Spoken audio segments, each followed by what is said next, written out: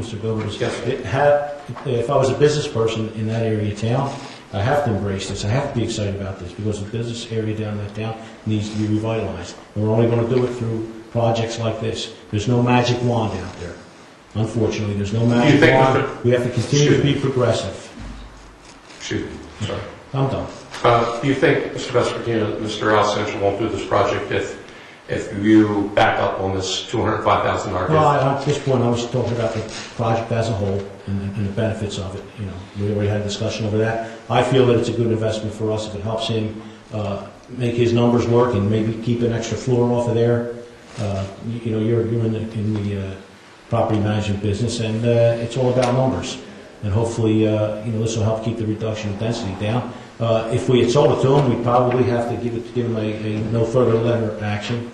Correct me if I'm wrong, Mr. Abbott. Demolition. Of course, Mr. Gober, And you're who an knows what that expert could lead to. in rental properties. You own, what, 100, 200 rental properties yourself, right? 85. And look what Mr. Alcantara has done now. He's vacated all the apartments. That's a lot of money because you can't do it in 1 month. It takes a long period of time, many, many months.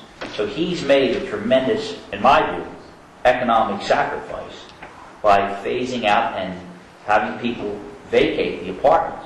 And the city has not had, you know, you yourself, you didn't want the city to use eminent domain, and the city has not used eminent domain. Happy to hear that. And of course, now for him to get those last few properties, he had to pay way above market value. You inferred $400,000 or $500,000. They were key pieces, but if there's no eminent domain, those people could hold them up for whatever. As you know, as a real estate expert yourself. So he has done that. He's gone the extra mile. He's assembled it from block to block. I think even you, I remember when you used to come in and you were in favor of this redevelopment back in those early days. I do remember that. And that this was the considered #1 area in Ventnor that had to be dealt with. And he has done this. And of course, your inferences with these other individuals, I never knew what that involvement was. All I know is the city of Ventnor never picked them as developers, and instead, Pulte Homes, a Fortune 500 company, came in, wanted to be involved with the city.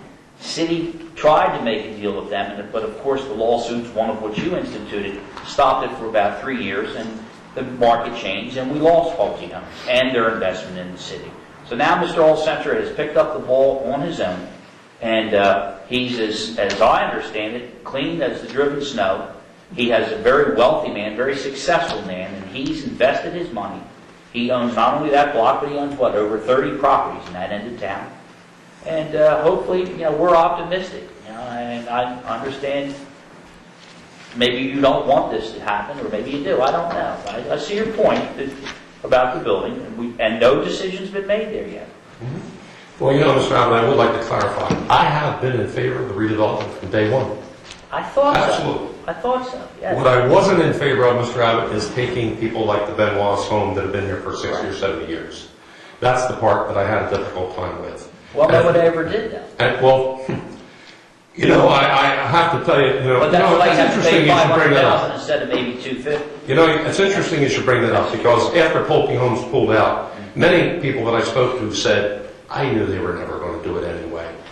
And of course, you know, I had a little smile in my heart here, you understand? Maybe knowing that the casino would tell us which the cards are going to knowing that that wasn't quite the case. But anyway, I was always in favor of the redevelopment. I'm not in favor of the density problem. The building on one side would be okay. If he built 18 units on the other side, I'd been happy. I think he's being a pig at that point. Do you think he'll build it? Do you think Mr. Alcantara will build it? Whether he builds it or somebody else builds it is really irrelevant. So our gift will be to somebody else? They'll be eliminated, those buildings, and there'll be new construction there, which would be a tremendous benefit to the city. I'll be happy to see that, and I'll be happy to see the building. I won't be happy to see 32 units that high, but I will be happy to see something happening there. And I'm just curious, I guess, last two things. Is there any, I know there was not familiar with this exactly, maybe Mr. Abbott, you probably would know best. I know there was a Hispanic Alliance lawsuit pertaining to being able to displace the families and help. Are there going to be, in these 56 units, are there going to be any of them, 2 of them, 3 of them, that are going to be affordable housing? At this point, I can't answer that. I don't know. Okay, all right. And I guess just last question. Gentlemen, 3 of you, do you think Mr. Alcantara is going to do this project himself? Mr. Gober, I'm hopeful that he does. That's one of the reasons why we've held off for transferring that property to him. You know, he's going to have to show to me that he's willing and capable of doing this before I vote to give that property, if that's the way that we go. You know, the easier way would be to just go and say, Mr. All-Sensor, here's the property, knock your socks off. But we thought we'd be wise and prudent in holding on to that piece of property, because once we transfer it and give it to him, our leverage is gone. Mr. Schaefer, I'm curious one thing.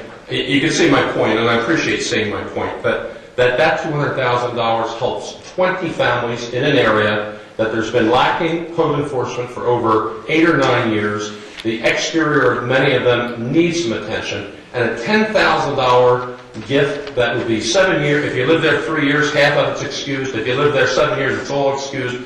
That $200,000 to 20 families, $10,000 apiece, will be a lot more to somebody building a $15, $20, or $25 million project. So at least if I've been able to tweak just a little string in there that might make you say, geez, do we think we really need to give this away?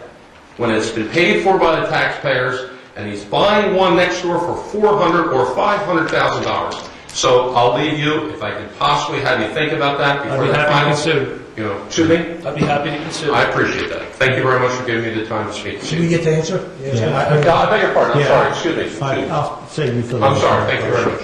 I feel that Mr. All-Sensor's been a successful person to get where he's gotten in life right now. He has spent millions and millions of dollars in the city of Ventnor. He's assembled a team of architects and planners, and so with all that in consideration, I'd have to say, yeah, he's going to be developed. He's going to develop Or, I don't know himself. if he's going to have a partner come in with him, I can't answer that. But I feel the project is going to go forward in a Has he ever shown timely you? fashion. Mr. Vespertino, has he ever shown you one development that he's ever built? No, he hasn't. I believe he did the project down on the old Ocean. Oh, Mark. Ocean Pump. Yeah, but he's assembled himself a nice team of professionals. He's got the architect on board, and like I said, he evacuated all those units. If he didn't have intentions of moving forward, why would he be in such a hurry to get all those He's going to units flip. out? He's going to flip, Mr. Vespertino. That's what he's going to do, and that's why I don't want to give him the gift.